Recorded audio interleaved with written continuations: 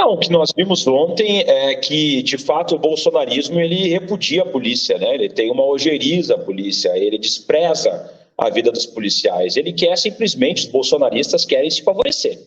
Se a polícia for o instrumento que traga o favorecimento que eles querem, beleza, eles vão aplaudir a polícia. Se a polícia servir só para reprimir movimentos sociais, show, né? Mas em relação ao policial, ao trabalhador policial, como bem mostrou o Bolsonaro na reforma da Previdência, ele já vem num ataque à polícia há bom tempo, né, o Bolsonaro. Mas agora ele fechou com a chave de ouro, né? O principal aliado dele, um dos principais aliados do Bolsonaro, sempre foi o Roberto Jefferson. O Roberto Jefferson era o cachorro louco do Bolsonaro. Aquilo que o Bolsonaro não podia fazer, delegava para o Roberto Jefferson, que declarou já em entrevistas que eles eram amigos íntimos, pessoais, profundos, né? E o Roberto Jefferson era uma versão mais radicalizado ainda do Bolsonaro, nada diferente, né? E o que acontece? No momento em que ele atirou e atentou contra a vida de 4 policiais, ferindo 2, então nós temos 4 tentativas de homicídio, tá, qualificadas, algo gravíssimo, né? 2 policiais feridos, uma viatura destruída da Polícia Federal, né? Ele com armamento de guerra dentro de casa, mesmo em prisão domiciliar, né?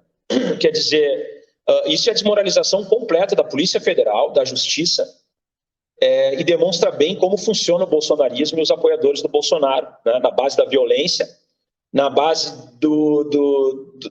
da desconsideração da vida, né? Ele simplesmente desconsiderou a vida dos policiais, tá? E ele já tinha falado sobre isso, sobre matar guardas municipais em Juiz de Fora. Ele já tinha declarado como é que tinha que fazer. Quer dizer, ele narrou exatamente o que ele fez, de antemão. E os bolsonaristas apoiaram essa fala dele. E tinha bolsonaristas apoiando ele lá na saída, quando ele estava saindo preso, depois de atirar contra policiais e destruir uma viatura da polícia. E o mais chocante ainda é a posição, a atitude daquele negociador dentro da casa. Por mais que ele pudesse estar numa situação de que ele não deveria entrar em confronto com um atirador e tal, jamais a Polícia Federal poderia ter permitido o Kelmon ou não sei quem entrar e sair da residência, pegar em armas, modificar o local do crime, alterar provas, entendeu? Aquilo ali foi completamente descabido e aquilo ali é nitidamente uma interferência do Bolsonaro, interferência do ministro da Justiça, interferência do superintendente da Polícia Federal, do delegado, para que os agentes agissem daquela maneira, tão lenientes com o Roberto Jefferson. Nitidamente são grandes amigos, né? Roberto Jefferson e Bolsonaro são grandes amigos, né? É incrível mesmo. Inclusive tem aquele vídeo daquele policial conversando com o Roberto Jefferson já dentro da casa, que a gente ficou impressionado. Hoje de manhã, no nosso jornalzinho da manhã, das 6h15, nós mostramos o vídeo está correndo aí. A gente achou impressionante, né? O cara sorrindo, calmo, depois de o cara ter dado mais de 20 tiros de fuzil, jogado a granada. A gente ficou impressionado. Policiais, contra colegas dele de trabalho. Exatamente. É incrível. Entendeu? Incrível. E aí a gente vê o nível de como eles estão misturados na segurança pública, a ponto de acontecer uma tragédia dessas, que é uma tragédia. Poderia ter vitimado, né, os 2 policiais, ainda poderia ter sido bem pior, mas o simples fato de ele ter disparado contra a polícia, descumprido a ordem judicial, um amigo do Bolsonaro, ter recebido o tratamento que ele recebeu, quer dizer, isso é muito grave para a nossa democracia, é uma desmoralização da Polícia Federal, uma desmoralização das instituições, e nitidamente o Bolsonaro aparelhou esses órgãos, não tem outra explicação a não ser o aparelhamento, né, dessas instituições nos cargos de chefia, porque caso contrário, teria sido feita a negociação, ele teria se rendido, os policiais teriam entrado com um grupo tático, teriam imobilizado ele de forma, né, com uso progressivo da força, tudo resolvido, sem nenhum tipo de abuso, ele seria conduzido na linha da lei, prestaria o depoimento lá ou não seria obrigado a dizer nada e estava resolvido. Mas não, essa troca de piada, com o Kelmon aqui, com 7, 8 pessoas na volta, todo mundo olhando e aplaudindo e dando risada, quer dizer, pelo amor de Deus, isso é conversa de... Quer dizer, tu pode atirar a mensagem que foi passada, isso que as pessoas têm que entender, para esses fanáticos, e a gente chama de dog whistle, apito de cachorro, é que eles estão liberados a atirarem contra a polícia.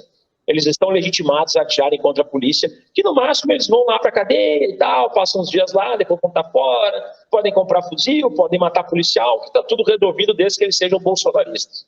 Então é muito chocante o que a gente viu. Né? Chocante. A rua, a gente não via, pelo menos em determinado momento, não tinha... Estava tudo misturado, eram os bolsonaristas junto com a polícia. Cara, tava um caldo ali que eu fiquei assim impressionado. Mas agradecer aqui o Carlos Magno de Almeida pelo superchat. Roberto J, se fizesse isso nos Estados Unidos, estaria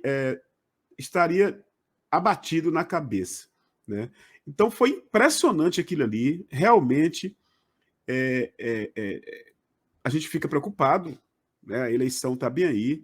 Você acha que tem, para a gente encerrar, Leonel, é só para encerrar mesmo, você acha que que Bolsonaro, de alguma forma, vai impactar em Bolsonaro, em termos de eleitorais? Sim, vai impactar, com certeza. Tanto é que ele não sabia para onde correr. Porque daí ele lida com a parte mais radicalizada do público dele, dos patriotas, de que existe um complô organizado para o golpe, organizado pelo STF, né, que é toda a narrativa que ele construiu e que o Roberto Jefferson seria vítima desse sistema que não existe, mas que eles criaram na cabecinha deles. E, ao mesmo tempo, como é que ele ia lidar com a polícia, né? Com o fator de ele ter atirado contra a polícia, ter 4 tentativas de homicídio, destruído uma viatura, e ele ficou nitidamente 4, 5 horas tentando achar uma narrativa do que fazer.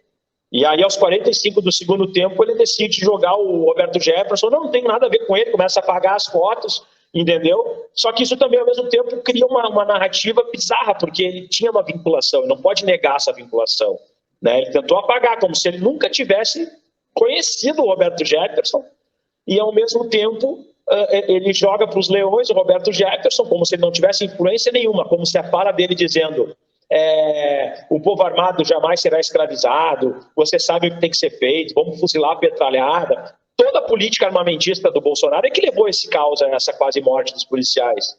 Mas ele tenta lavar as mãos, como se ele não tivesse nenhuma influência sobre isso. Mas ele tem, está tudo gravado, está tudo documentado, então ele sabe que isso trouxe um prejuízo de fato à campanha dele. Agora, o que acontece com fanáticos, aí eu já não sei te explicar. Né?